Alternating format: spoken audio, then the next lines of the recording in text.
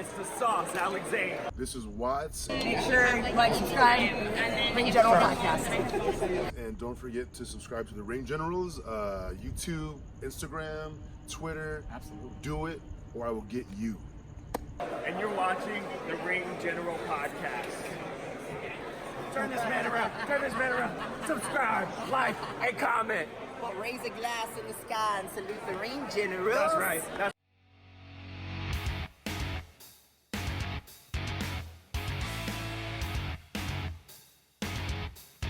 Welcome, everybody, to the Ring Generals Podcast. I am Nick Nenad, and alongside me is Eazy-E Eric Santos. What's cooking, guys? My main man, Jesse Chapparo. How's it going, jabronis? And, of course, the RKJ Man. Let's talk that talk, y'all. Hypocritical Nick. What's good, my brother? What's good? We got another big podcast for you guys covering pro wrestling and MMA, specifically the UFC. We have one of the biggest main events of the year in the past couple years this Saturday in Francis Ngannou versus Stipe Miocic for the World Heavyweight Championship.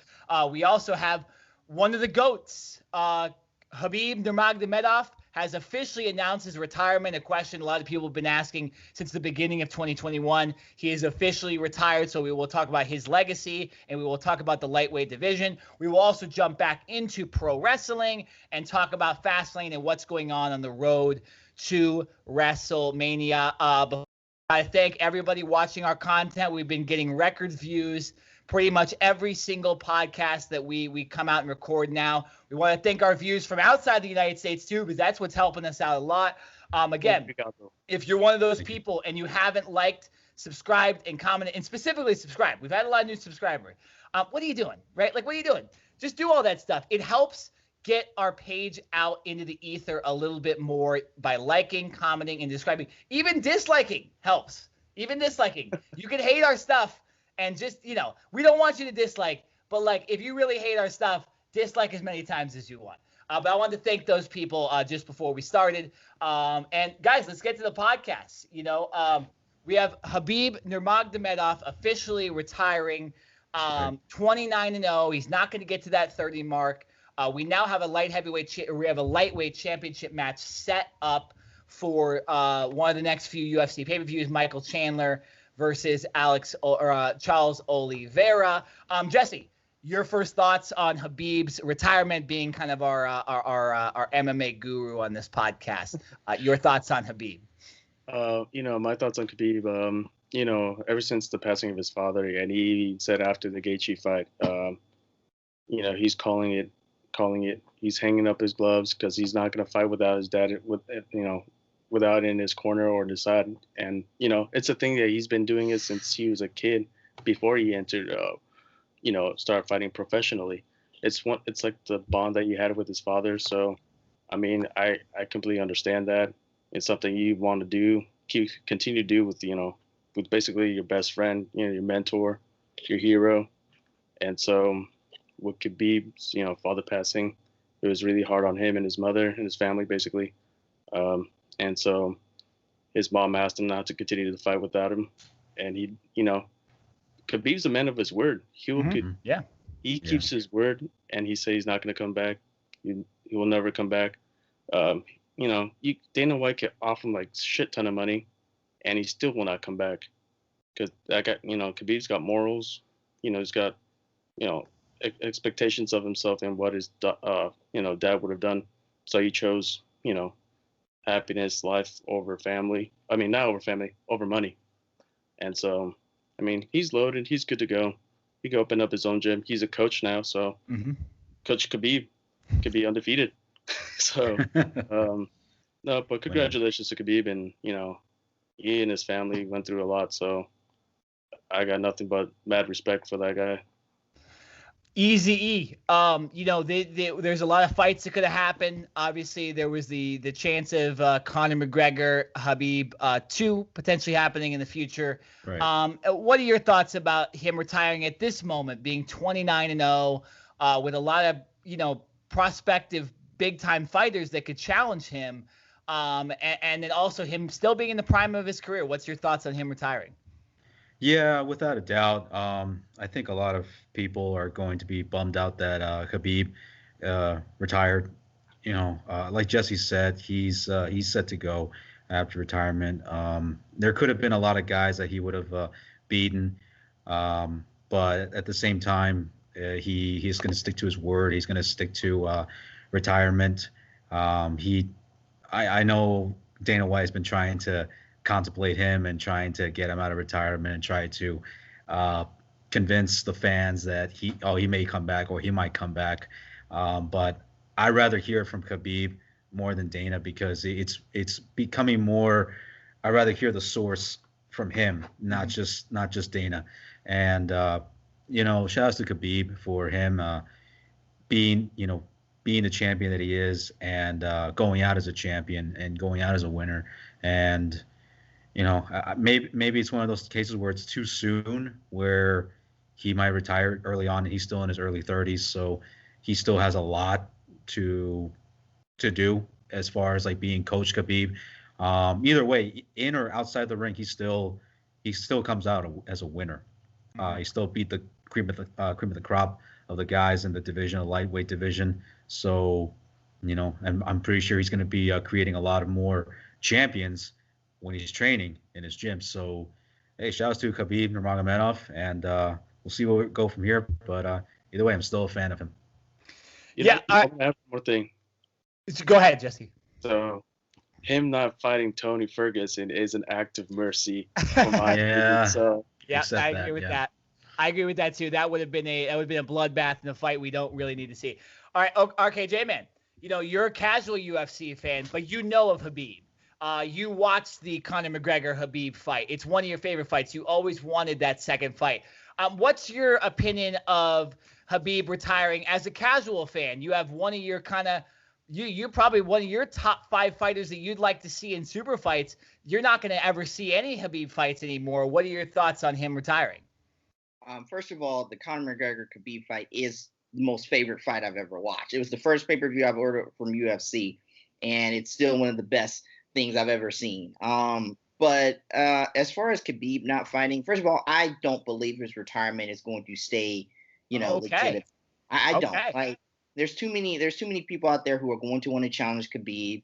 And to be quite frank with you, I mean, all you got to do is insult something that's personal to Khabib, and he will come out. Like, he will be lured out. And I do eventually that will happen. Believe that will happen. Do I want to see Conor McGregor and Khabib too? And have I been like screaming for it for 3 years on this podcast? Yeah, I have, because it needs to happen. It's the big main event fight that I think you can put on there, and I think you can get record ratings and record buys. As far as Khabib retiring now, I completely understand it. Obviously, when you lose someone as close as your father, who was his mentor, he was his, person who kind of advised him and kind of led him along the way. I could see why your passion for UFC MMA could just kind of go by the wayside. There are things that are more important in life than UFC and MMA. And your family is something that, is very close, and you need to stay close to your family. And that's very important. However, like I said, eventually that 30-0 is going to loom in Khabib's mind, and somebody will eventually call him out. Unfortunately, though, I don't really see a lot of people who can match up with Khabib in this division right now. I don't see a very strong division anymore compared to what we were looking at even earlier this year, even last year. So that's my biggest concern, is who's going to lure Khabib out of retirement sooner rather than later, because I think it's going to happen. Yeah, I mean, it's interesting thought, too. I don't know what to think about this retirement, only because – Jesse, you made a good point that he's been a man of his word. He's kind of said this, but there's also a little bit of the fact that it took him this long to decide. Yeah, maybe there has to be thoughts in that man's head of that there might be unfinished business. And I think he's a guy that's going to train his ass off if he ever did have to fight again. We all were kind of hoping for that George St. Pierre fight, that super fight. That seems to not be happening anymore. And in recent interviews, George St. Pierre, most likely, it sounds like he's never going to fight again either. So you're right, RKJ Man. There really is no super fight.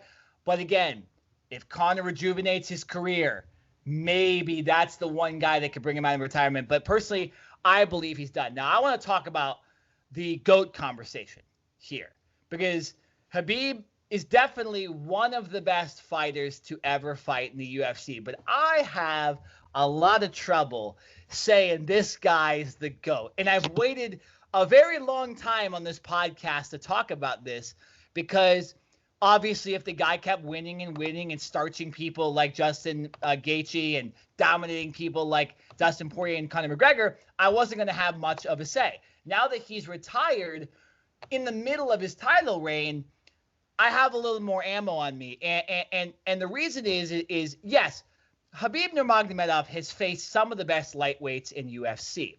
He's, like I said, he's murdered Justin Gaethje. He's destroyed Poirier and McGregor. He's beaten Rafael Dos Anjos. But besides that, there really isn't that many other people. He beat he went 5 rounds with Al Iaquinta in a fight that Al Iaquinta took on short notice after Tony Ferguson tripped and tore his ACL on cables. Actually, no, that was right after the Max Holloway couldn't be put in. Well, yeah, but it was unrealistic that Max Holloway was probably going to make weight there. But regardless, Al Iaquinta, short-term, fighter, and recent terms, he goes 5 rounds, right? As Edson Barbosa, good fighter. I wouldn't say a great UFC fighter. Michael Johnson, again, these aren't the type of names. Daryl Horcher, Pat Healy. We don't know any of these people, right? And so Khabib really has only beaten about 3 or 4 of the top, well, not 3 or 4, 4 or 5 of the top UFC lightweights en route to going 29-0. So how does that record really stack up against, let's say, my favorite UFC fighter? And give me 1 second really quick, really right here. Casual. Yep. Yeah. Well, I know what he's gonna get. I know what he's gonna get, Dave. Yeah, I knew it. See that? Yep. Hey, The last name. That's Chandler Jones. That's a jersey divisions. for Chandler Jones. And you guys know him as the brother of who I think is the GOAT of the UFC, John Jones. And let me just explain to you who John Jones has beaten in his career en route to going undefeated in the UFC. And that would be 26-0. Yes, he's had 2 fights. One that was a no contest because he smoked a little bit of weed before the fight or did coke or whatever. And the other one was illegal elbows during the Ultimate Fighter. Okay? But besides that, he's undefeated. He's never actually been beat, right? Here are some of the names this guy's beaten. Shogun Rua, Rampage Jackson, Loyola Machado, Rashad Evans, Vitor Belfort. I'm fucking up all these names. Yes, you are. You're Chael butchering. Sonnen, Alexander Gustafsson twice, Glover Teixeira, who's supposed to be fighting the next light heavyweight championship match, he beat him. Daniel Cormier twice. And the list goes on. He's recently beat Thiago Santos, Dominic Reyes, and Anthony Smith. John Jones's resume as the GOAT is much better than Khabib's. I could probably go down the line and talking about George St. Pierre. I don't have his name up here in his list of opponents here, but I would almost guarantee that list would be better. So respect. Khabib is one of the best fighters in UFC history. But is he the GOAT? In my opinion, no. And his one-dimensional style of fighting also doesn't help as well. John Jones does everything. A lot of other guys do a lot. Khabib really only wrestles, and that's the way he wins. So no disrespect, but I personally think when we're talking about GOAT, John Jones and many others have a better resume than Khabib. Also, I will say this though, you just compared 2 different divisions with different stylistic fighters. And hey, don't get me wrong, you got your points out, so I'm not gonna deny some of those things that you said.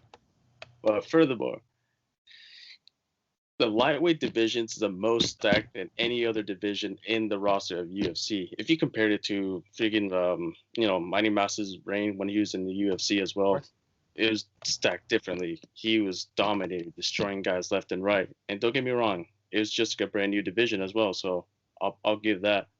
But as for Jones, he went through murderer's row, basically destroyed these guys left and right. But Khabib in the lightweight division, that's the only division that's been changing hands constantly. You don't see a title holder keeping it for more than possibly 3 to 4 years, as such as Mighty Mouse held it longer. Amanda Nunes held it longer. Who else? Jones, Stipe, but before he lost it to DC, he's held it. I mean, the list goes on and on. And the lightweight division is still going to be stacked as hell because there's going to be other guys better than the previous champion, so they're going to be succeeding. RKJ, you got a Now, point. see, what you brought up, Nick, is the number one reason probably why I think Khabib will come back. He needs a really big I like it. fight to make sure he's at 30-0 so he can truly be the greatest of all time. So that's another reason why I think this retirement is a hoax. It's a complete farce, and Khabib just doesn't really have anybody in that division. So he said, I'm just going to wait until somebody actually is good enough for me to fight them, or Conor actually gets his act together and actually cares about fighting in UFC again. The thing is, Khabib has no interest in others because there's nobody at his level. The only other person that at his level is Makhachev. Makhachev, he will not fight his friend, training partner. Who? What's his name? Islam Makhachev. Islam Makhachev. Hey, he's a disciple of Khabib. He's Khabib 2.0, who I was talking about, I believe, last week or last week. It was either last week or 2 weeks ago talking about the UFC 259. Okay, but so Jesse, see, here's the thing. You're pulling a Jared Smith right here, okay? You are being no, you can't. You talked out of your ass right there. You said, "Oh, look at the division he fights in." So that gives him GOAT status, and then you said his division ain't that good. So which one is it? Not good. Which one is it? I'm not backtracking. I'm saying the thing is there's no competitions left for Khabib to fight because he'd be fighting the guys repetitively. He's ducking. There's Oliveira is legitimate competition. Michael Chandler, we don't know what Michael Chandler can do. He was in Bellator, right? Conor McGregor, worthy opponent when he's not drunk. And he's not partying all the time, and he's training properly. And there's a lot of other guys lightweight. And then, he's not going to fight his friend or whatever, right? Which is convenient, which is perfectly convenient. It's just like Usman saying he's not going to fight Adesanya, and it's just like Adesanya saying he's not going to fight Francis, right? I get they're all from Nigeria. I get it. But, I want the champions of champions fighting each other. And like RKJ Man says, there is still that one more fight to prove. I don't know who it is, but John Jones and Jordan St. Pierre and possibly even Amanda Nunes have better, career opponents than Khabib has in his reign. RKJ? First of all, I wanted to say I love the fact that you mentioned the fact that Jared Smith talks out of his ass. I've been saying that for years that Jared Smith talks out of his ass. Jared Smith, I just want to let you know you talk out of your ass. Second of all, it's a situation where if Khabib faced that guy that we're talking about, who I have no clue who he is, as a casual fan, I will not watch that fight because I know Khabib will honestly dominate this guy because he knows every single thing that this guy has. That's a good point. That's the problem when you have these guys training with each other and then you're fighting. If I'm training you and I know what all your weaknesses are, I'm just going to attack your weaknesses until you lose, until you submit. It just doesn't make any sense. So until we get something with Khabib that's actually worth it, I can understand why he's retiring. My hope is that Conor McGregor gets his act together. I think he's on his last legs in the UFC. I've said this before. I think he needs to retire sooner rather than later. However, I think he's got another few fights left in him, and his last fight needs to be against Khabib. You got Khabib, who will be going for 30-0. You've got Conor, who's going on his last legs trying to win his last title fight. It's pretty much like a WWE match. It's title versus career right there. It's a perfect matchup, and I think we can do that next year if Conor gets his act together. Hey, so I want to give Eric the last say here. You've been hearing all of us argue. You've been hearing my stance. You've been hearing Jesse's stance. You've been hearing RKJ Man's. What is your thoughts on Khabib, the GOAT status, and will he come back? I mean, kind of going back and forth with this whole thing, how I'm seeing this whole thing unravel. Yeah, as much as I know Khabib loves his family, I think RKJ Man is kind of pointing on something onto the fact that there is that streak. There is going to be that GOAT status where he wants to cement his legacy, saying, you know what, there are other guys that are better in their own division, and they're also saying that they have 14 titles, have won 14 titles, or should I say 14 matches, which is John Jones. The only guy who can really break that record, can probably tie it, is GSP. But Khabib, like I said, he's still a young guy. There might be a possibility where he can come back, but as of right now, where his head is at right now, the loss of his father, that's going to be something that's going to be not just clouding him, but kind of maybe holding him back a bit. But without a doubt, I may see him find the future, just not right now. But in order to cement his GOAT status, he's going to have to catch up with guys like GSP, guys like John Jones, and Stipe. But whoever wins with Stipe and Francis, I mean, this is going to be another one we're going to talk about, Stipe and Francis. If Stipe does win, who knows? But without a doubt, GOAT status, it's hard for me to say. But as of right now, I may change my status. John Jones. I just can't see anybody else. I mean, look, there's a Mount Rushmore of GOATs right now. Yeah. You talk about Mighty Mouse Johnson, Anderson Silva, GSP. Anderson Silva, yeah. There's gonna everybody like the thing with Mount Rushmore, the whole Fedor, you know, he was up there in the conversation, but then when he started losing, you know, having a fight skid losing streak, then he was kind of out of the super fight between him and Jones as well. Cain Velasquez, they try to, you know, put John Jones versus Cain Velasquez. That fight fell through, never happened. You know, Cain was constantly injured. It was unfortunate. Yeah, I mean, Jesse, you're telling me if John Jones goes up to heavyweight and wins the World Heavyweight Championship, that Khabib is still the GOAT? Come on, Jesse. Hold on. You hear what me and Eric Hold on. If he goes up to the heavyweight division and faces Ngannou knocks his fucking ass out. Come on, who are you talking about? You cannot, you know, put away Ngannou, man. Unless you're Stipe, you know his weak points, which is basically ankle pinking. So take him down and keep him there, pound him, Khabib style. So too early for me to tell. You know what? You could talk all the shit you want on Khabib, but I'm backing my boy. All right. Hey, Jones, I see you have blind faith. You have blind faith. I see what it is. Hey, don't get me wrong. I love John Jones. I'm a big fan of John Jones. Yeah. You heard me say it before. And, you know, but right now at this point, I'm defending Khabib. And I'm a big fan of Khabib. He's just not the GOAT. You just have to see how many people have they mowed down. Same for Amanda Nunes. How many has she's mown down as well? So yeah, it's and Amanda Nunes has beaten, I mean, literally every legitimate women's fighter ever. So I think if there's a GOAT talk, it's probably Amanda Nunes if she never loses. That's realistically who it probably is. MMA, she's absolutely legend. I wouldn't even say women's. I mean, when you actually look at the people she's beaten Cyborg, she's beaten Rousey, Holm, Shevchenko twice.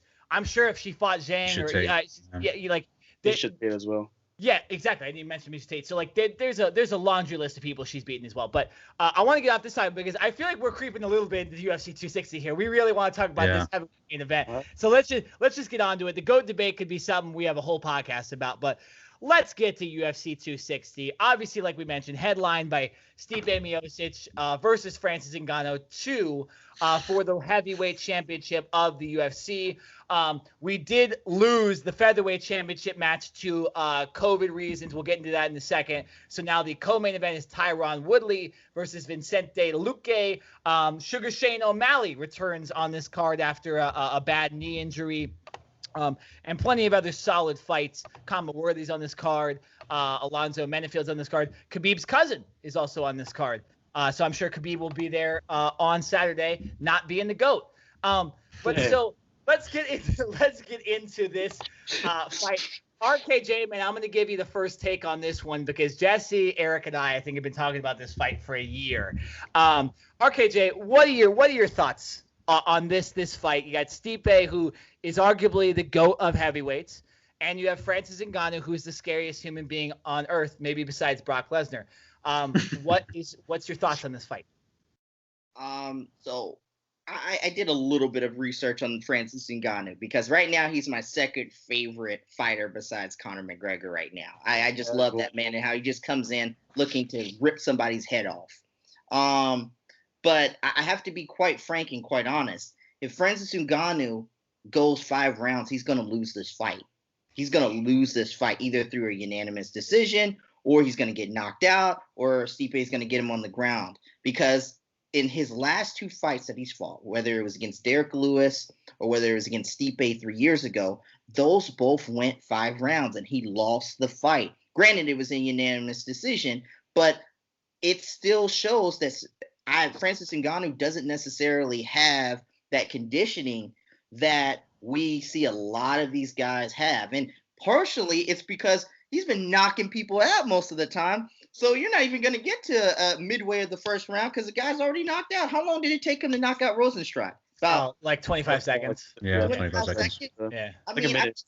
I think CM Punk lasted longer than Rosenstruck. He did. Yeah, so like that's Yeah. telling, okay? You know what I'm saying? So it's a situation for me where Francis Ngannou in the first or even second round has to come out like hell, and he's got to knock Stipe Miocic out. If he doesn't knock him out in the first or second round, Stipe is going to win this fight, in my opinion. I don't trust in Francis Ngannou's conditioning, honestly. I know he's been working on it, Jesse. We were talking a little bit before the podcast about how Francis has been working on it in his camps and whatnot on his conditioning, but it's a difference between working in camp and actually getting into that octagon and actually facing your opponent. And I truly believe Francis has just been knocking people out. I think he's going to come in a little cocky and arrogant, and if he doesn't do it in the first or second round, he's losing the fight. You know what? I'll just tell you this right now. RKJ Man just took most of my analysis for this fight, so I'll just go next, I guess. No, RKJ Man, I completely agree. I do disagree on one thing, but I agree with most of your statement here. I question Ngannou's conditioning as well, and I think I agree with you. If it goes 5 rounds, I don't think there's any way Francis wins just based on points. I don't think he'll win enough rounds. There are a couple factors to this fight, though, in my opinion, that could go either guy's way. With Stipe, he's had a long UFC career. Where is he at, like, as a fighter? We've seen Francis fight a lot of older fighters. We've seen him knock out Cain Velasquez. We've seen him knock out Junior Dos Santos. We've seen him beat other guys, Alistair Overeem. A lot of those guys were over the hill, right? And they don't have the chin anymore. If you watch the first fight between Francis and Stipe took some shots to the face, okay, in that fight from Francis, and was able to just, like Jesse said, ankle pick him, hit him with a couple jabs, and then take him down and win the fight pretty easily in 5 rounds.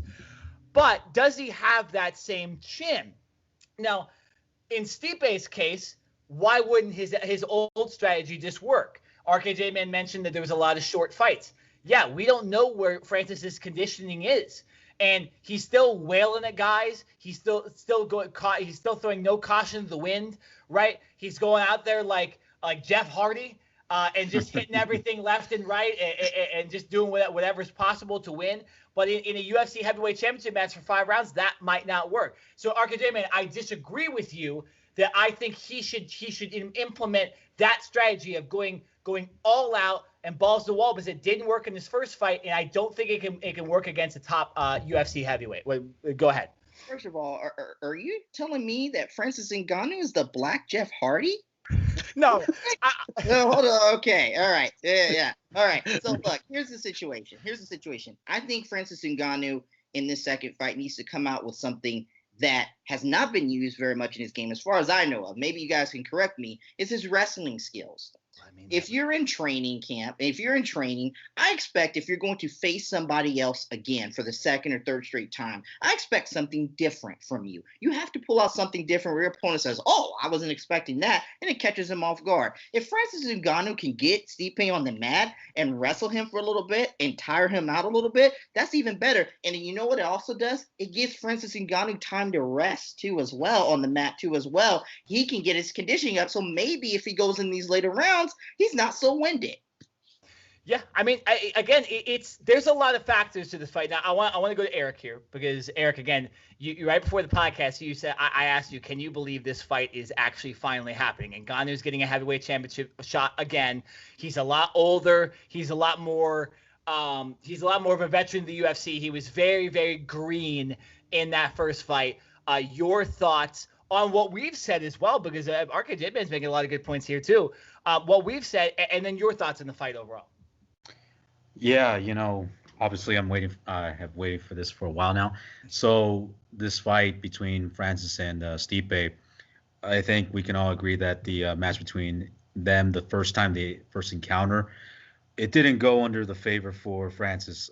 Francis did come in there. He did admit that he just wanted to get this fight over with. He just wanted to do this real quick, and so he was not prepared for any of the takedowns that Stipe gave him, and he did take shots from Stipe, and and the first round he got gassed out by Stipe. So that was something that a lot of people were not expecting, nor Francis either. So he was in for a really rough night up against Stipe. And yeah, I have to agree with you, RKJ. The conditioning, he has to work on his conditioning.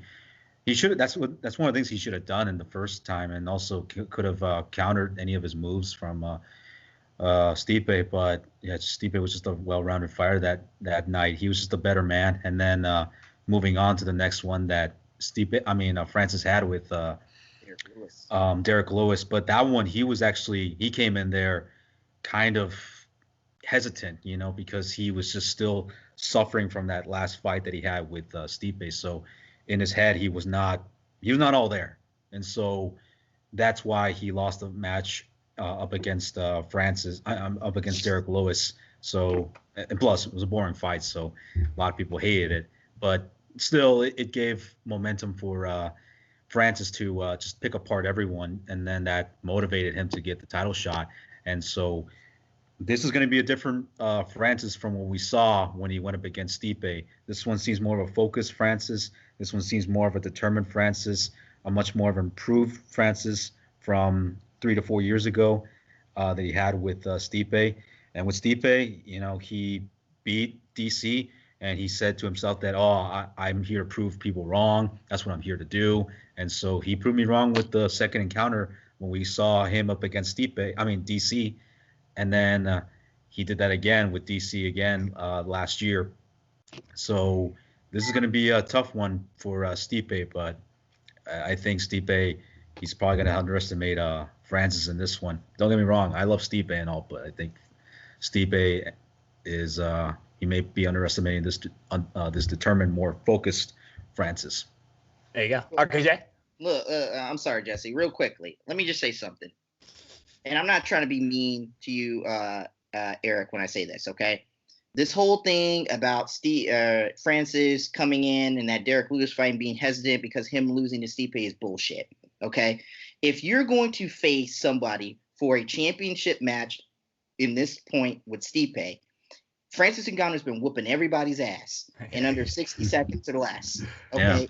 He's whooping everybody's ass like the Phoenix Suns back in 2006 when they shot 4 seconds to the left. He's literally knocking people out in under 20. Oh, yeah, right now. Yeah, he is right now. He's 4 seconds. Yeah. So if I hear that bullshit from him of, I was a little hesitant, or he seems a little hesitant, if I see that, I'm turning off the fight, okay? I'm paying for this fight. But if he does that, I'm turning the shit off because I lost the battle right then and there. There's too many times where these people come into these major fights and they're hesitant, and they're not doing the things that got them to the dance. And I'm sick and tired of that. You can add things to your repertoire, but if you come in hesitant and that's affecting your overall fighting skills, and then he comes in against Derek Lewis and fights like shit, and he loses that fight in a 5-round matchup, if he brings those same types of ideas and thoughts in his head coming up on Saturday, he will lose the fight. And guess what? He will never get another championship fight again. I don't care if someone goes down. He will never get another championship fight again. So Francis, focus,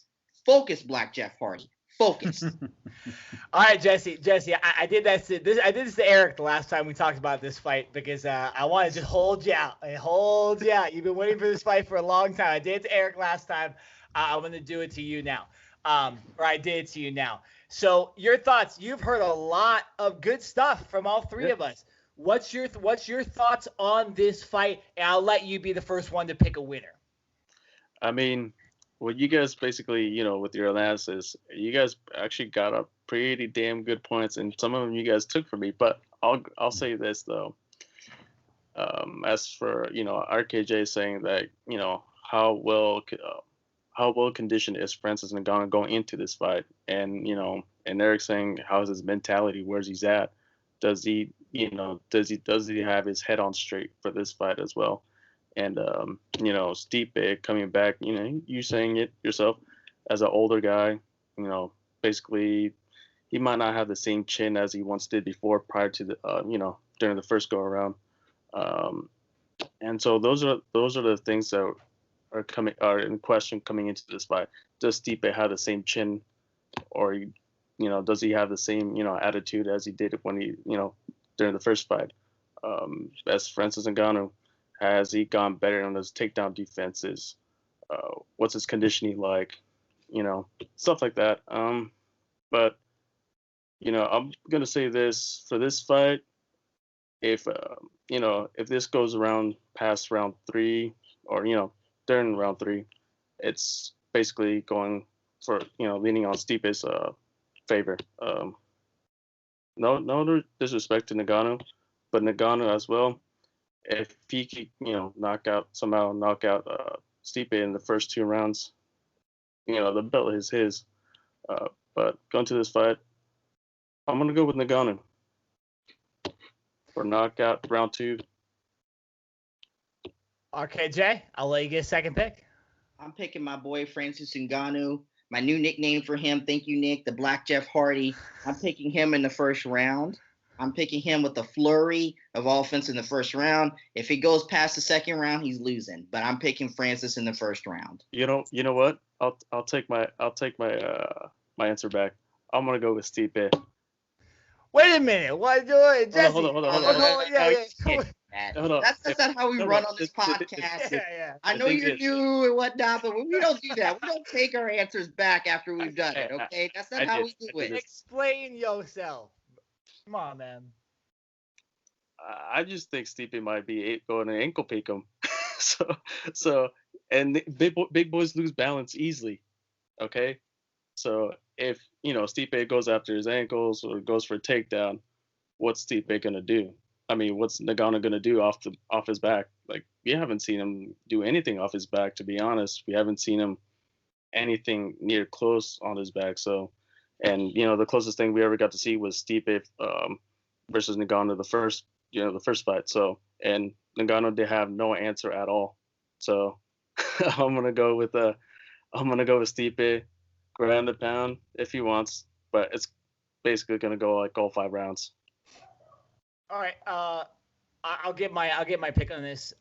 Jesse, I'm with you that I don't really know who's gonna win this fight. Like, yeah. I have to make opinion, but I'm with you. I couldn't see myself doing what you just did, but I didn't. So I gotta give you shit for it. So go ahead, bring it. I mean, there's just so many things that could happen in this fight because Francis Ngannou has shown that he's so one-dimensional. How do I pick a guy like that against a guy that's not one-dimensional at all in Stipe, but then Francis is the hardest hitter? I'm going to go with it like this, okay? Go. The last time I saw 2 heavyweights fight, and one guy have incredible knockout power, and another guy have a lot more in his repertoire, was Tyson Fury versus Deontay Wilder, okay? And when I look at this fight, although Stipe did to Francis what Tyson did to Deontay in the second fight, Stipe did that in the first fight, I kind of see it happening again. And I'm going to have to go with Stipe because I just think he'll do enough. Like you say, Jesse, he knocks him down. If they go on the ground, it's going to look like Derek Brunson and Kevin Holland last week. Okay, yeah. There's going to be Ngannou does not know what to do. I can't imagine he's learned so much in such a short time. I know he's been waiting for a heavyweight championship against Stipe, and he's been waiting a long time since this fight, I believe since the summer, right? But I just can't imagine his wrestling, his grappling is enough at this point because all the other fighters he was fighting were guys that are big punchers, right? Besides Curtis Blades, but. He's going after Rosenstruck. You had to learn how to take down Rosenstruck. You knock him out, right? And plenty of the other guys he's fought. So I'm going to go Stipe, and I think Stipe wins by decision in what is not the most entertaining fight, but I'm going to go with Stipe. I have to go with my gut on this one. And although I love Francis, I can't come out here and say a one-dimensional guy's not going to beat or is going to beat a guy that has multiple dimensions. Eric, you get last take on this. who's winning this fight and why. Man, oh man, as how you guys put it, it does make me get a little bit frightened for Francis because that's the guy that I'm going for. But I also I can't underestimate Stipe's wrestling. I can't underestimate his ground and pound. I can't underestimate the fact that Stipe's hand is a lot more stronger from what DC said too. So I'm pretty sure he still has that strong hand up against Francis, and that's something that is going to be useful for him come Saturday night. But after all, I think this is a whole different Francis. What I'm seeing, Francis is coming in his octagon a lot more experienced, and I'm confident that he is able to change a few things in his camp, and he was able to maybe work on his wrestling. But who knows how long he could use his wrestling for up against Stipe. Stipe can wrestle you for days. Francis, this is something that he just picked up recently because he's going up against Stipe. But I'm confident enough that Francis is going in there with a killer instinct mentality, and so I see him winning. And what round I see, I know it's not going to be first round or second round. I think by a shred of luck, I see Francis beating him fourth round. Wow. Because you got a late knockout. Oh, I like it.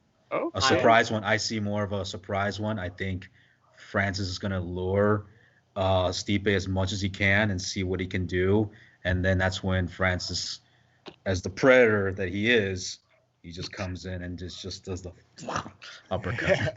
Yeah. That will probably be the last thing that Stipe will see. The uppercut. I don't think he'll be able to see it. He'll be hearing it. Maybe, yeah. So. It will sound for a second, and then he'll see black afterwards. Yeah. And not Francis Ngannou. It'll be his eyelids. Oh shit. All right. Oh man, I'm gonna regret my Stipe pick so bad, but I'm sticking with it. I want Francis to win. Stipe's been the champion for a long time. There's a good story behind Francis. Go watch Joe Rogan's podcast where Francis talks about his story of getting out of Nigeria as well. Both these guys deserve it. Both these guys have had tough careers, and this is why this is a good fight. So let's talk about what happened with the feather. Oh, sorry. Go ahead, Eric. He's actually from Cameroon, Nick. Excuse me. You're right. My bad. So let's talk about this now failed featherweight fight between Brian Ortega and Alex Volkanovski. We were looking forward to this because it was an odd fight, right? We kind of were we were like, okay, what do we see new from Ortega than we do from him when he got destroyed by Max Holloway, right?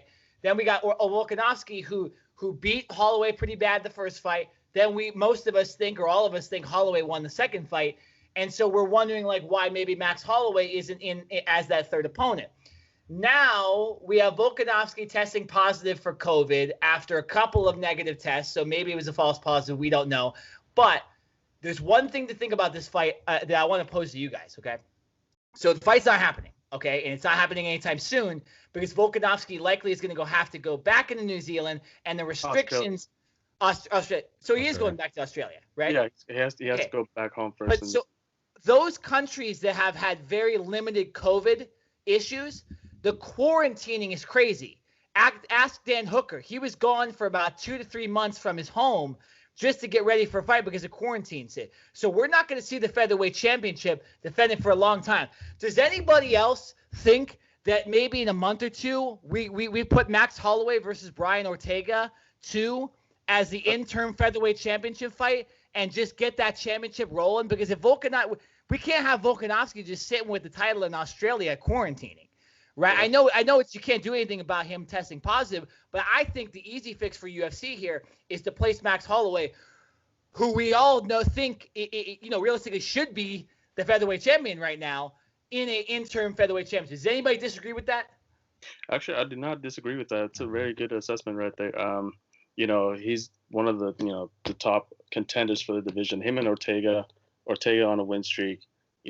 Holloway bouncing back from his loss from Volkanovski in an impressive fashion like he did with his previous fight with Ortega.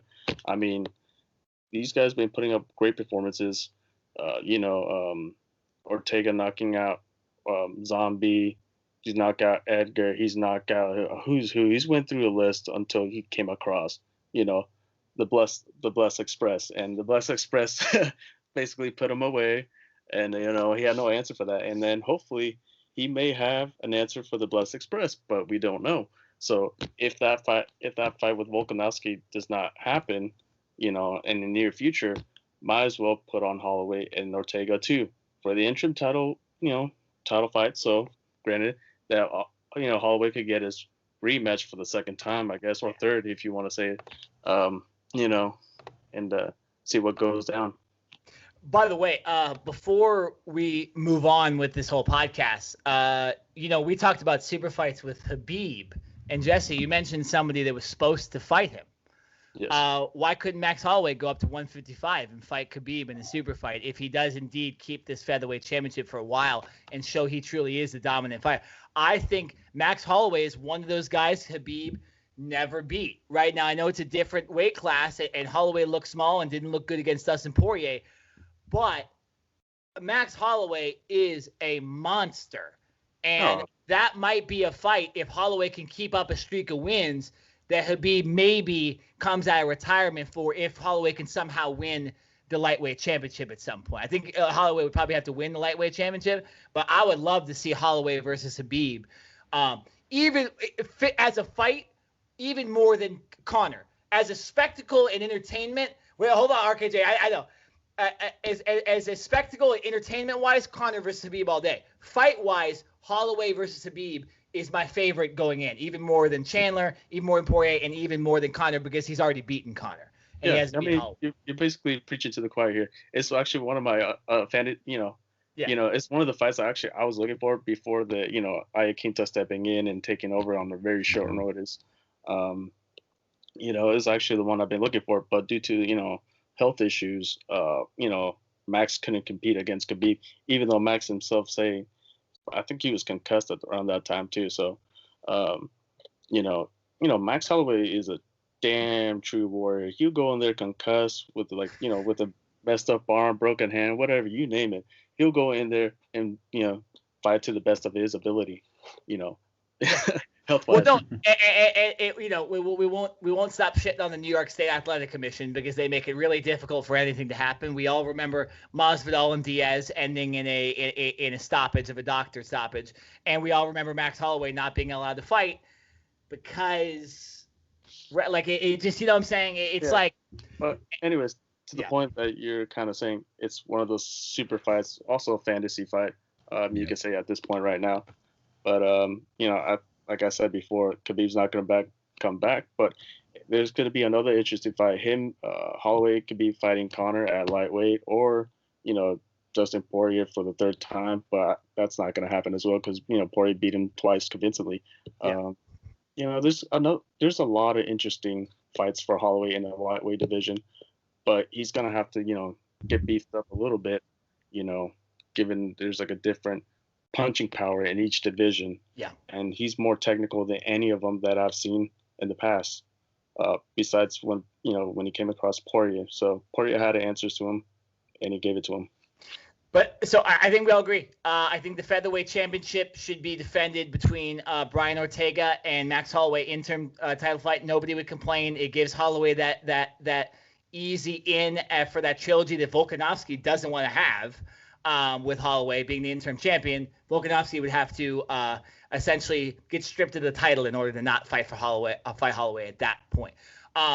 Really quickly before we go to Fastlane, I'm going to ask Eric a question. I'm going to ask Jesse a question. Eric, I'm going to ask you first. Sugar Sean O'Malley is coming into this fight after an injury, after being a really, really cocky, undefeated fighter for a while. What are your thoughts? Do you think he comes in with a better mindset to this fight? Or do you think the knee injury and maybe his cockiness might affect him similar to a guy like Kevin Holland last week? I mean, I want to say it may have humbled him in a way because he was going on on a hype train. I mean, a lot of people were really onto the hype train with O'Malley when he went up against Chito Vera. But with this mentality, I think Sean O'Malley, he probably learned a few things from his leg injury. So, I mean, I wasn't really much of a fan of Sean O'Malley before, but now it's like, okay, like maybe this guy might have a chance. So, I mean, but let's just try to die down the hype train at first, you know. We don't want anything to happen. So, but at the same time, you know, I'm going for O'Malley. Let's see what he can do. I'm still kind of like wondering if the guy can still go. Yeah, a lot of questions on this card for sure. Here's another question. Jesse, our boy Tyron Woodley has not won a round in a long time. And he hasn't won a round since he lost to freaking Usman. From there on, no, I don't even think he won a round in that. No, he's never won a round since. That's what I'm saying. It's been since before. It's been since he was the champ. It's been a long time. He's fighting another legitimate fighter in Vicente Luque. I heard an interview where Woodley said he has a different mindset coming into this fight, but what do you believe? What Woodley do you believe is going to come into this fight? Dude, it's going to be the same Tyron Woodley backing up to the fans and then try to use, his hands, as a knockout power. We all know he's got hammers for sure, 100%. I'm not taking that away. But technical ability, he does not have it. He doesn't have the same mindset. He said he listens to his coaches. He doesn't listen to his coaches. I heard him during those fights, his coaches yelling at him, back off of the damn cage. Do not go against the cage. And the first thing he does is go against the cage, and he stays there more than all around, basically all 5 rounds or 3 rounds, given the stance of, what he's fighting at. And, he's been really hesitant. He's been really hesitant. He could try to go for takedowns. I'll give him that. But he won't. Like, the man just does not listen to his coaches. To be honest, is not. I think he should hang up the gloves as well, because the last fight when he fought Colby Covington came out and say, if I don't knock his ass out, then why in the hell should I fight ever? Like, yeah. And he came out. He actually came out and said, by his word, he kept his word. He's like, if I don't knock him out, then I'm not going to fight anymore. And he knocked him out or submitted him. He finished him, and then bam. But yeah, I think Tyron Woodley doesn't have it anymore. Doesn't have the same killer instincts as he once had, or at least he had for won a couple of fights. But other than that, no. I think Vicente Luque is gonna knock him out or possibly win by unanimous decision. So Woodley turns 39 in less than 2 weeks, just to let you know. And I agree with you. If he doesn't win this fight, he should retire. Because he hasn't looked good lately. Lots of questions coming into this card. This is my hardest one to bet. I'll tell you that right now. I'm not looking forward to putting money on some of these fights because I am not confident in a lot of them. All right, let's move to Fastlane / WrestleMania here to end this podcast. Fastlane had an interesting card, a card that wasn't built that much up, but also had, a couple big time matches to it. I think the 2 biggest ones we looked at, or at least the 2 ones that were, supposed to be a big, were Daniel Bryan versus Roman Reigns for the Universal Championship, and Randy Orton versus Alexa Bliss. As crazy as that sounds. Let's start with Randy Orton and Alexa Bliss. I'll give my thoughts on this first. I thought it was, first of all, super predictable. And I thought that it was very hokey and unbecoming of professional wrestling. Okay. And I get that The Fiend, there's a lot of supernatural stuff, but come on. Like, Alexa Bliss, first of all, there was no creativeness in this match. They used all the same tactics in this match that they had over the last couple weeks and months. The same fireball, the same liquid coming out of his mouth, the same supernatural powers, fire, all the stuff. There wasn't anything new in this match besides The Fiend returning, okay? And the match was whatever. It's nothing, and Alexa Bliss had really no offense, and Randy Orton had no offense, right? And when the lights fell, it looked super hokey. I'm just telling you that right now. It looked fake, and it looked hokey. I will say this, though. A lot of people don't like it, but I fucking loved The Fiend's new look. I liked the way he looked all burnt, and it looked real, and it didn't look fake at all. And so if there's one thing to take out of this, is that The Fiend looks really cool, and maybe this can resurrect his career a bit. But I hated this match, and I thought it was unbecoming of professional wrestling. We need to get out of this kind of ridiculous stuff. And first of all, the worst part about this whole match is the fucking announcers acting like this is normal. Like, why isn't Phillips like, I don't want to be here. This is weird. There's stuff falling from the ceiling, but they're broadcasting it like it's Monday Night Football. Okay? I hate that. I hate that so much. Okay? Why can't WWE just be normal with anything? If there is a girl shooting fireballs out of her wrist, making liquid coming out of a guy's mouth, and then a guy appearing from underground, and the announcers is like, oh, look at that. Oh, hey, Randy Orton blocked the fireball. Like, no. She shot a fireball at him. That's insane. The rafters came down. That's insane. Okay, God, I hate the Raw broadcast team so much. It's just, at least Michael Cole sounded more enthusiastic in the Roman Reigns Daniel Bryan match than they did now. There's so much wrong, but I do like the Fiend's look, and I love Alexa Bliss's look too. You know, I like all that stuff. But besides that, okay, Jesse, I got one thing. What's Fastlane? Never heard of it before. You took Eric's gimmick. I had to. Sorry, Eric. No, I'm just embarrassed that you guys actually watched it. I can't believe you guys actually watched it. Well, Eric, it was still on the WWE Network, so it was still technically. I didn't give it my attention, to be honest. I didn't know what the hell happened, but how you guys are describing it to me, no, I'm out of here. See ya. I'm peacing out. Let me just say this really quick. Let me just say this. I just want to say this. Hi, Kim Orton. Let me just say this. Let me say this, man. Okay. First of all, Nick, I completely disagree with you about the supernatural thing. And here's the reason why. The Undertaker says hi. Kane says hi. When it's done right, when the supernatural element to wrestling is done right in the right type of format, back when Vince McMahon actually gave a shit, yeah, it's very, very good. But now in 2021, we have the Fiend crap, and this is not working for us. So I just personally don't know what they're doing here with this whole situation with the Fiend. As far as the Alexa Bliss thing, we expected Alexa Bliss to win through some type of mysterious way. I mean, but I think it's telling that more social media was talking about Alexa Bliss and how she covered Randy Orton than the match and the storyline itself. Like, and we're more concerned about what Kim Orton's going to do with Alexa Bliss. Like, I would much rather see Kim Orton versus Alexa Bliss at WrestleMania than Randy Orton and The Fiend. Honestly, now at this point, I agree with you. Fantastic match. Okay, but I mean, honestly, at the end of the day, Fastlane was what I said it was going to be. It's shit lane. It was terrible. And God bless you.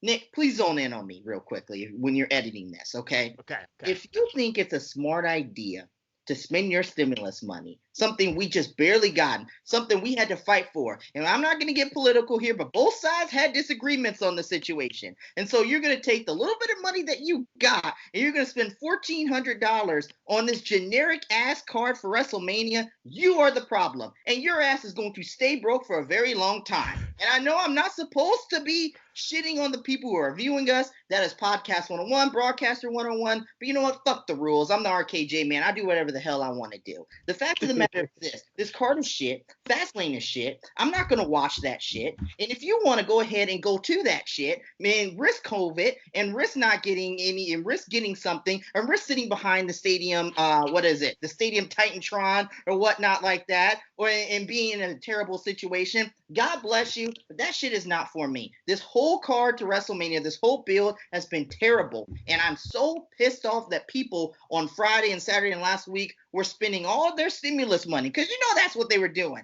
They released that thing right after the stimulus check because there's idiots out there who are just saying, oh, I'm cooped up in the house all day. I haven't been to a wrestling show in over a year. Well, guess what? Go to a wrestling show that's actually good.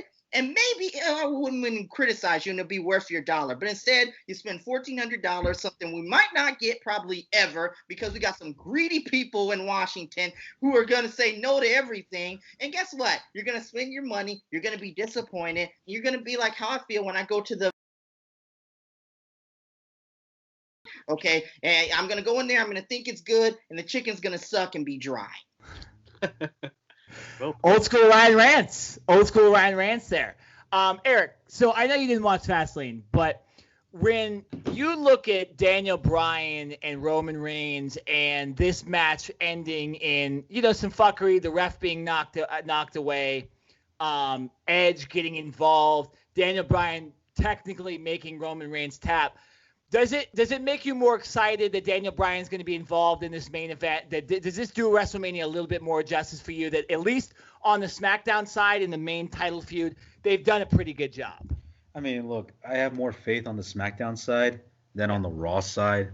There's more. It looks like there's more drama between the Roman Reigns and Edge and Daniel Bryan storyline, although there may have been some problems leading up to it. But other than that, SmackDown seems to be getting it right. I don't know what happened, but I guess SmackDown have just finally woke up and just said, "Oh, let's just put up a good show." But on the Raw side, what's really there to check out? But I'm happy that Bray Wyatt's back. I am happy that he has this new look, that he just has this look of this burned up Jason Voorhees get up to himself. But again, this is also going to lead up to the match between Bray Wyatt and Randy Orton at WrestleMania. I mean, it's right there. So, am I excited for that one? I mean, I'm excited for Bray Wyatt, but I'm not really excited for the match itself. It's gonna come up with a supernatural feel, and they're gonna throw in a cinematic match. Maybe he'll probably do the same thing what Alexa Bliss did. But yeah, RKJ. I mean, he's on point about the whole fact that you want to blow the stimulus money on WrestleMania. I mean, go for it. But hey, the stimulus money, I'd rather use it on UFC 261. Yeah, damn right. Yeah, why not? Yeah, I'll use it for that. That's a man with his head on straight right there. Yeah, or use it for the Grand Prix for Bellator. So why not? I mean, I'll do that. Really quickly, I've been seeing on Twitter and I've been seeing on social media, and I've been seeing a lot of people say now that night one's main event should be Sasha Banks versus Bianca Belair. Yes. So here's my issue with that, okay? First of all, yes, I get it. I'm going to get the elephant out of the room. I am black, and I do want to see two black women main event for the title on night one of WrestleMania. But I want it to be a very good storyline. And so far, the storyline has sucked ass. It's been terrible. It's been awful. And now Sasha Banks, I guess, had a semi-heel turn. Guess what? The heel turn doesn't matter at this point anymore because we are only 3 weeks away. Once you do SmackDown, we're basically 2 weeks away from WrestleMania. What impact can it have? This heel turn with Sasha Banks or whatnot should have happened weeks ago. Do I believe they'll have a banger match at WrestleMania night one? Absolutely. But I've always said this, and we've always said this on this podcast, regardless of what the match is, whether it's title or non-title, the hottest feud going into WrestleMania should be the main event. We've always agreed about that, whether it's the title or not. And it doesn't have to always be the title and the main event of WrestleMania, obviously. But if you want this matchup to be the main event, you better do a lot, and I mean a lot in 2 weeks' time for us to be okay, that is the main event. Because right now, I have to be quite frank with you and have to be honest with you, even though it's a generic-looking match, Bobby Lashley and Drew McIntyre is looking like it's going to be the main event of night one. And that's because they've done a poor job with the storytelling and Bianca Belair and Sasha Banks. Why would Sasha Banks try to befriend this girl? She's coming for your spot. You need to whoop her ass. You need to take her out before she even comes close to taking your spot. But yet they've waited until the very last minute to do stuff, and that's the reason why we did not like Fastlane. Well, shit lane. That's the reason why we didn't like it. It's because it puts a bump in the road to WrestleMania. When you think it's accelerating the road, it's actually a big speed bump, and we're on the way to damn near crashing at this point. Yeah, I mean, I disagree with you that Sasha and Bianca Belair shouldn't be the main event because when you look at they've announced that night one, there's 3 matches so far: Bad Bunny versus Miz, Lashley versus McIntyre, and then Banks and Belair. I think the best match itself and the bigger moment will end up being whoever wins that Banks-Belair match, which I'm not sure at this point. We obviously have 2 or 3 weeks before we're going to start predicting WrestleMania, but I think that match is going to be the best match, and I think it's going to be the best, not the best story, but the winner of that match will be satisfying really no matter what. And I think it's RKJ. It's the best of two evils, right? Like both these matches, Sasha Banks and Bianca Belair, the buildup has sucked.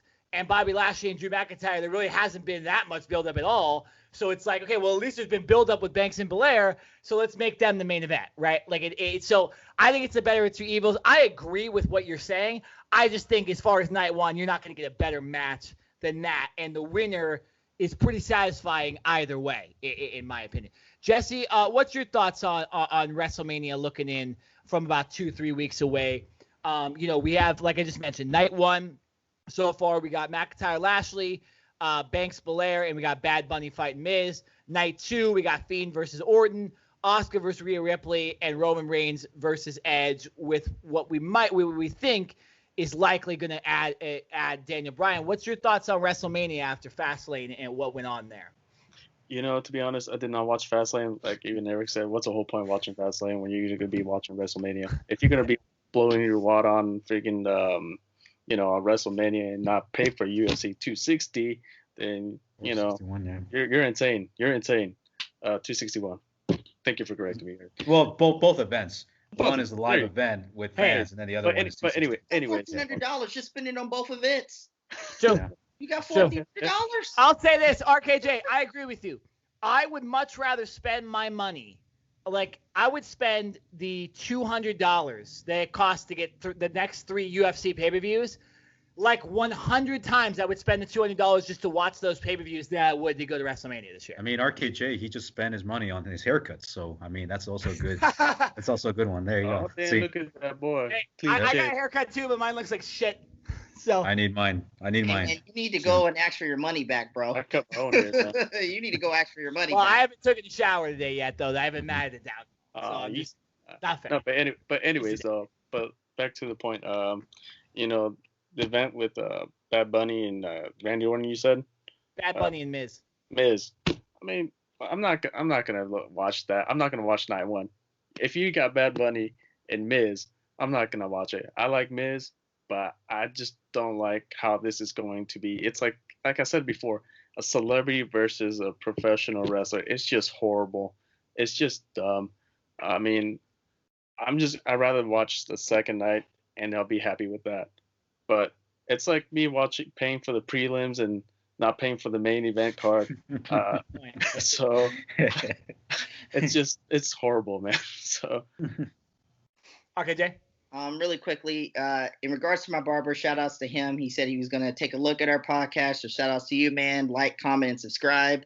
Hey, man, can I get a free haircut, by the way? Yeah. Just got a haircut. Free haircut. We all want a free haircut now. Yeah. Look what you did, RKJ. Get a $5 discount. No, but man, shout outs to him. And one thing he actually told me today, he's like, man, I used to love wrestling back in the day. Oh, shout out to him. What? But guess what? Today, now's wrestlers, they look so damn generic. They're so generic, pretty much. I'm saying it.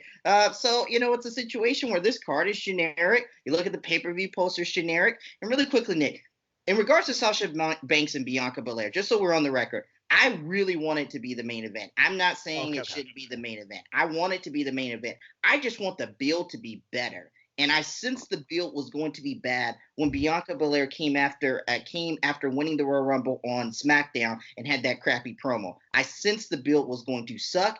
And then I started hearing rumors that they didn't know what they were going to do with Bianca Belair when it was clear that she should have been facing Sasha Banks. So I knew what was going to happen. I knew it was going to suck. But I was going to hope that they were going to get their act together at least 2 or 3 weeks ago. They had them facing Nia Jax and Shayna Baszler with Reginald being involved for damn near a month to waste time on the road to WrestleMania. So now here we are 3 weeks out, and now Sasha Banks has got to turn heel, and it's not going to make a big difference and an impact unless you really amp up the intensity and you really do something. So this week, I need Sasha Banks to go old style Triple H on Bianca Belair. Meaning, what does that mean? A good old fashioned road to WrestleMania beatdown needs to happen. There needs to be a good old fashioned road to. She needs to be out on a stretcher in the neck brace and barely able to compete. They're going to be concerned if she's even going to make it to WrestleMania. That way, there's some legitimate heat because there's not enough heat right now to make this the main event. Yeah, I mean, again, pro wrestling has, in a lot of ways, the last couple of years, tried to just make matches mean main events, and a lot of times the story didn't matter.